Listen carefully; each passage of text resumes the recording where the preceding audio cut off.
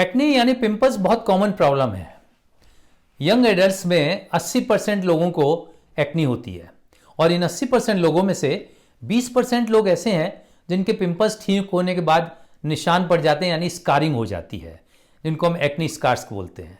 तो ये acne scars क्या होते हैं, ये कैसे बनते हैं और इनका क्या इलाज है और इनसे कैसे बचा जाए, इस पर आज हम चर्चा करेंगे।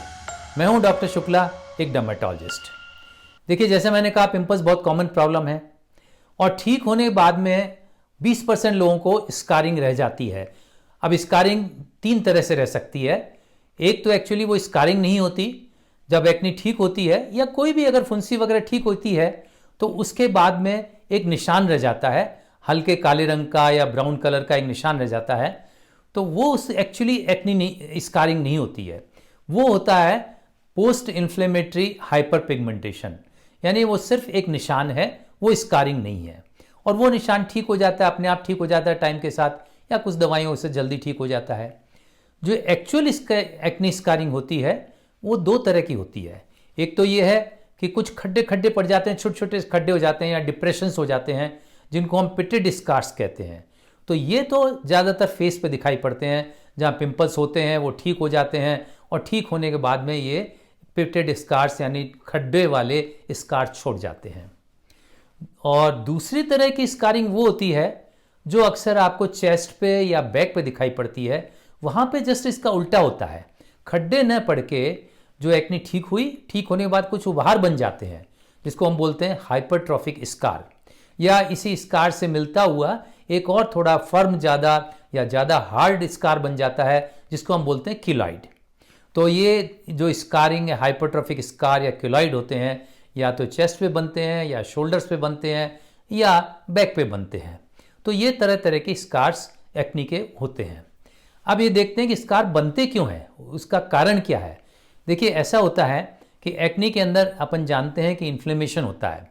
इन्फ्लेमेशन से मेरा मतलब ये है कि वहाँ पे सूजन होती है, लाल हो जाता है, उसमें दर्द होता है। तो एक्ने शुरू होती है ब्लैक हेड से, वाइट हेड से, वो जो सिर्फ दाने होते हैं, वाइट कलर के दाने या ब्लैक कलर के दाने।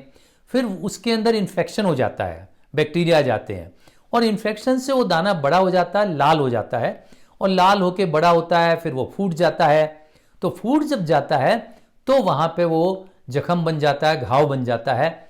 तो वो जो जख्म जब हील होता है तो हील होने के बाद स्कार बनता है। कैसे स्कार बनता है कि जब अपने बॉडी में एक सेल्स की रीजनरेशन की सिस्टम है, कोई भी अगर कहीं जख्म होता है तो सेल्स अपने रीजनरेट होते हैं, उस जख्म को भर देते हैं। तो इसी जख्म भरने के अंदर जब आपका जख्म बहुत ज़्यादा हो जाता है तो जो रीजनरेशन होता है वो अगर सफिशिएंट रीजनरेशन नहीं है तो वहाँ पे वो खड्डा रह जाता है, तो वही पिटेड स्कार होता है।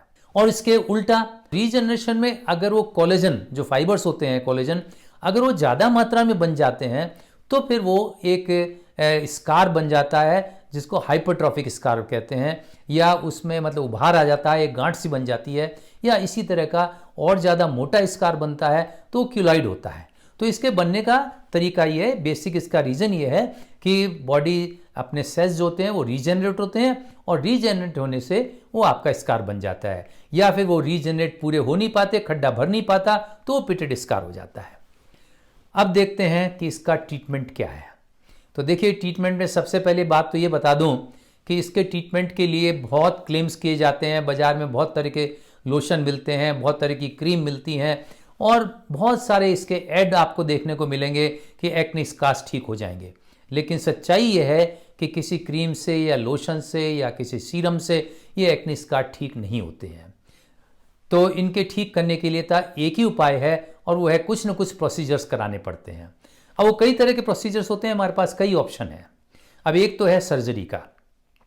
सर्जरी में क्या होता है कि या तो हम इसको करते हैं डर्माब्रेजन। डर्माब्रेजन का मतलब स्किन को एक तरह से खरोचना है।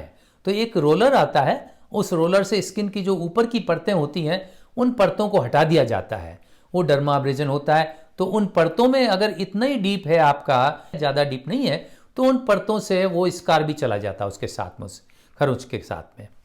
दूसरा इसी का एक रूप है माइक्रोडर्माब्रेजन। तो उसमें थोड़ा सा कम एब्रेजन होता है उसके अंदर। तो अगर आपका स्कार ज़्यादा डीप नहीं है तो माइक्रोडर्माब्रेजन कर देते हैं। तो ये तो डर्माब्रेजन हो गया। लेकिन अब अगर आपके स्कार ऐसे ज़्यादा डीप हैं और ज़्यादा संख्या में नहीं है तो उनको हम सर्जरी से काट के भी हटा सकते हैं। तो उन स्कार को हम काट देते हैं वहाँ पे, और काटने बाद उस घाव को स्टिच कर देते हैं। तो स्टिच करके घाव बढ़ जाता है, तो वो जो खड्डा था वो खड्डा चला जाता है। अब ये तो सर्जरी हो गई। अब सर्जरी के अलावा दूसरा जो ऑप्शन है वो ऑप्शन आपका है लेज़र का। लेज़र में भी यही तरीका है। लेज़र लाइट का एक रूप होता है और वो लेज़र की जो बीम जाती है उस बीम से वहाँ पे हीट प्रोड्यूस होती है स्किन में, और हीट प्रोड्यूस होने से वो एरिया एक तरह से जल जाता है। जल जाता है तो वहाँ पे घाव बनता है, और घाव बनता है तो फिर वहाँ पे रीजनरेशन होता है सेल्स का। तो सेल्स के रीजनरेट होने से वहाँ पे फिर कोलेजन बन जाता है, और कोलेजन बन के वो खड्डा जो है वो भर जाता है। तो इस तरह से जो पिटेड स्कार होता है वो भर जाता है। तो ये लेज़र के द्वारा इस तरह से अपन पिटेड स्कार को ठीक कर सकते हैं। तीसरा एक जो और तरीका है जिसको हम बोलते हैं माइक्रो नीडलिंग। माइक्रो नीडलिंग में ये होता है कि बहुत सारी सुइयों को चुभाया जाता है। जो पिटेड स्कार है उसमें सुइयां अपन चुभाते हैं, तो चुभाने से वहाँ इंजरी होगी तो फिर वो रीजनरेशन प्रोसेस होगा और उससे फिर वो खड्डा वापस भर सकता है। इन 3 प्रोसीजर्स के अलावा एक और प्रोसीजर लोग अक्सर करते हैं, वो होते हैं केमिकल पील्स। तो लेकिन केमिकल पील्स तभी सक्सेसफुल होते हैं जब आपके खड्डे बहुत हल्के हैं, बहुत ही कम है देखा जाए तो, तभी आपके केमिकल पील्स सक्सेस होंगे, नहीं तो नहीं होंगे। क्योंकि केमिकल पील्स से केवल बहुत सुपरफिशियल जो ऊपर की बहुत ही हल्की परत है वो स्किन की बाहर आती है। तो इसलिए अगर बहुत ही हल्के खड्डे हैं तो केमिकल पील्स से फायदा होगा, नहीं तो केमिकल पील्स से फायदा नहीं हो सकता। इनके अलावा आपको और कोई लगाने की क्रीम या कोई ऐसे लोशन ऐसे नहीं है जिनसे कि अपन इसको भर सकते हैं।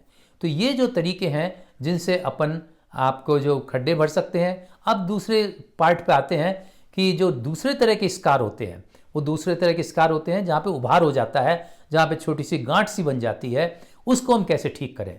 तो उनके ट्रीटमेंट के लिए हमारे पास एक तो ऑप्शन ये है कि स्टेरॉइड के इंजेक्शन होते हैं। तो स्टेरॉइड के इंजेक्शन उसी जो गांठ सी बन गई है उसके अंदर ही इंजेक्शन लगा देते हैं। तो धीरे धीरे करके हर वीक इंजेक्शन लगाते हैं या 2 हफ्ते में लगाते हैं, और उससे वो गांठ धीरे धीरे करके कम हो जाती है, साफ हो जाती है। और क्यूलाइड होता है तो उसमें भी यही काम करते हैं। उसका दूसरा एक ऑप्शन है हमारे पास क्रायोथेरेपी।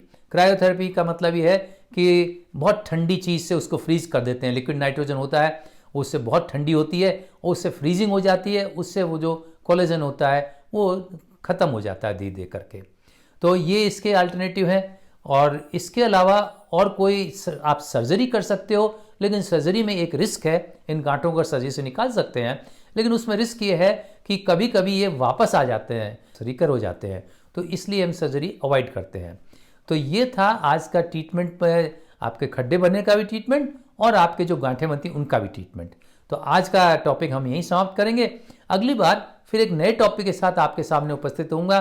तब तक के लिए आपसे आज्ञा चाहता हूँ। धन्यवाद।